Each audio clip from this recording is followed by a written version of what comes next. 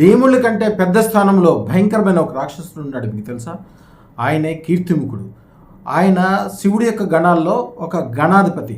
ఆయన శివుడు ధ్యానంలో ఉండగా రాహువు శివుడి నెత్తి మీద ఉన్న చంద్రుడిని తినేశాడు, అంటే గ్రహణం చేశాడు. గ్రహణం చేస్తే శివుడికి చాలా కోపం వచ్చి ఆయన మూడో కన్ను తెరిస్తే మూడో కన్నులోంచి కీర్తిముఖుడు పుట్టాడు. కీర్తిముఖుడు రాహువుని నేయడం కోసము ఆయన వెంటబెట్టాడు.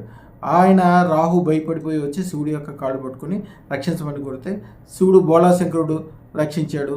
అయితే కీర్తిముఖుడు అన్నాడు, స్వామి నేను పూర్తిగా విపరీతమైన ఆకలితో ఉన్నాను, ఇప్పుడు నా సంగతి ఏంటని అడిగితే శివుడు ఏం చెప్పాడంటే నీ అంతరికి నిన్ను నువ్వే పూర్తిగా తినేసేయమన్నాడు.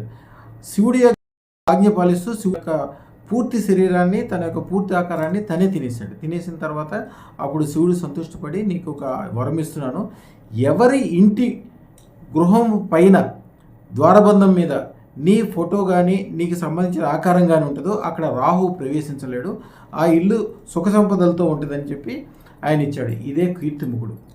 ఈ కీర్తిముఖ ఆకారము ద్వారబంధం మీద పెడతారు. కానీ అదృష్టరత్న శాస్త్ర ప్రకారం ఏంటి, రాహు వచ్చిన తర్వాత తినేసే బాధ్యత కీర్తిముఖుడిది. కానీ అదృష్టరత్నం ఉన్న చోట రాహు వచ్చినా కూడా సంపదలను మాత్రమే తీసుకురాగలడు. అదృష్టరత్న దాంట్లో కంపల్సరీ చేయాలి, మీ శక్తి బుద్ధి తెలివి ఇచ్చేటట్లు చేసేది శుక్రశ్వేతరత్నం. శుక్రశ్వేతరత్నం విపరీతమైన ధన సంపదలు అప్పటికప్పుడే కలిగేటట్టు చేస్తుంది. మీ ఇంటికి శక్తిముఖుడు అవసరం లేదు, కీర్తిముఖుడు అవసరం లేదు.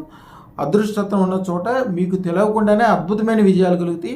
శుభం భూయాత్, శుభం భూయాత్.